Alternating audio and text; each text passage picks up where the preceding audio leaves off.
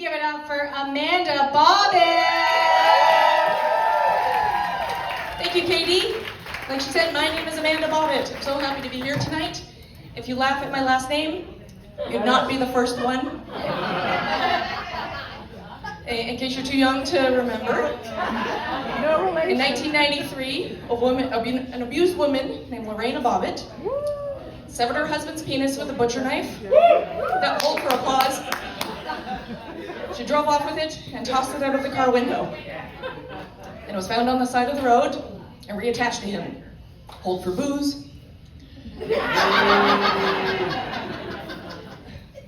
Yeah, the 90s were kind of different and wild. He went on to do porn, and she was torn apart in the media. So maybe not that different. If that happened today, though, it would get 5 minutes of news coverage, become a viral TikTok dance, maybe a TikTok challenge, and the world would just move on. But it did not happen that way. All that happened when I was 9. So thank you. That's my traumatic comedy origin story. Took 30 years, but eventually I got on stage to tell the dick jokes after a while.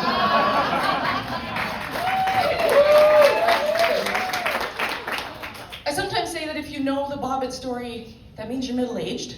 Yeah. I think I've got to stop doing that, because I got to stop using middle-aged as a slur. Because I'm going to be 41 in a couple months. Thank you. I'm feeling my age. I feel 40. I'm noticing my life is changing a little bit. My body's changing. You know, my eyes have never been worse. My skin has never looked better. I've got some middle-aged hobbies, too. Like I notice when cool birds come into my yard. Yeah. Oh, you guys too? Okay. Universal experience. They don't even have to be interesting birds, honestly. I tell people about the birds, and I have a yard. And what else? I listen exclusively to music of my youth. I've got a strict plucking schedule. And tonight's an exception, so it's only ladies on the bill tonight, but usually in comedy, it's mostly men. So I'm around all these young, funny guys. And the biggest tell that I'm getting older is that I'm not trying to fuck any of them. And 22-year-old me would have tried. It's like mentally ill, 6s were nice to me because I laugh at their jokes. That was my type. I feel motherly towards these young men, these boys. And I hope they have a good set, and I hope they get home safe. And after I see them perform, I wonder who hurt them. When I'm married, that's why I'm not trying to do that. My very supportive husband is here tonight. He and I met a long time ago. We met on the website Plenty of Fish.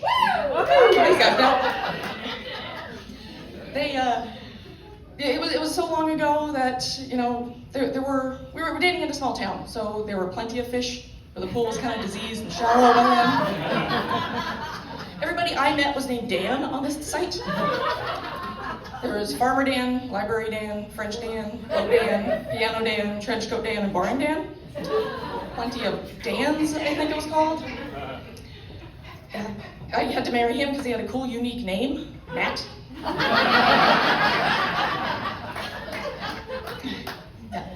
It was actually the anniversary of our first date not that long ago. So a couple months ago, our first date was 16 years ago.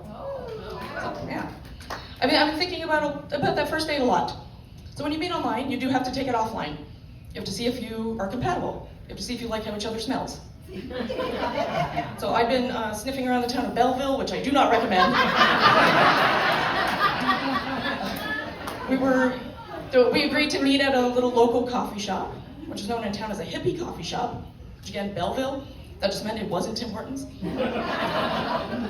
So I get to the date early, and it actually was a hippie coffee shop. There's a Greenpeace rally happening in the back. And at the front of the store, there's a little retail section. So I'm browsing this merchandise. They're selling eco-friendly products. Stuff like metal straws, water bottles, organic soap, stuff they want us to buy while the billionaires go to space, that kind of stuff. So I'm browsing in the store and I get a tap on my shoulder and I turn around and meet my future husband while holding a Diva cup. There's mostly women in the crowd, so they know what it is, but for the confused men in the crowd, a Diva cup is a eco-friendly, reusable alternative to tampons. Yeah, I was personally a big fan. I'd been using one for years. I wanted to save the planet, and I like the show Dexter, and I wanted to recreate that at home. So,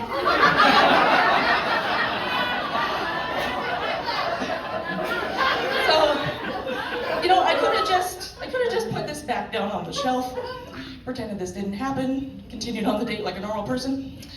But instead, I tell him all about menstrual cups. Including, this isn't my usual brand, I use a different one. You've never heard of it. To his, he actually told me he was really embarrassed that day because he buttoned his shirt wrong.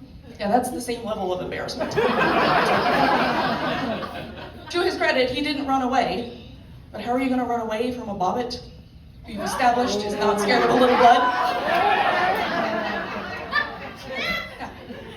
Catch me as the next Diva Cup spokesperson. That's not actually a joke. It comes out next month. What else? So my husband and I identify as dinks. Any other dinks here? You know what that means? Yeah. That means we're dual income, no kids. So more accurately, we are dual income, no kids with a dog. Dickwads. Yeah. We personally got the dog to cut down on all the discrimination we were facing. They can't call you a selfish bitch if you've rescued a dog. Life hack. Yeah, they still might. But my husband and I actually go camping a lot. He's very outdoorsy, I'm not as much, but I am learning a lot from him. For instance, I've learned how to paddle a canoe, very important. I had to teach myself how to, pee in the woods. They have it way too easy. The biggest thing I think I learned is that, and this is a tip for the summer, bear spray and bug spray are not used in the same way, guys. The speed at which he ran at me to stop me from pepper spraying myself that time, that is true love. Like, excuse me for wanting to keep the bears away, but okay.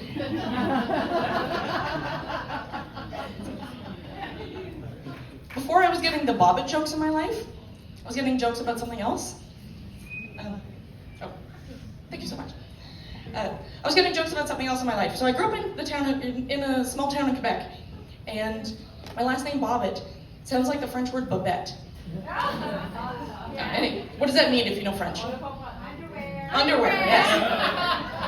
So I got kids loved calling me that. I didn't have to make my life worse by telling them my middle name, which is Lacey.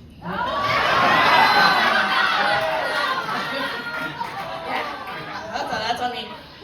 When I moved to Ontario, by then the Bobbitt story was getting really bad. So I'm like, guys, can we talk about the penis stuff, please? I'm sick of talking about the penis stuff. My name is Lazy Underwear. Let's talk about that. It sounds like dating is scary out there. I'm so glad that I'm married. I don't have to do it.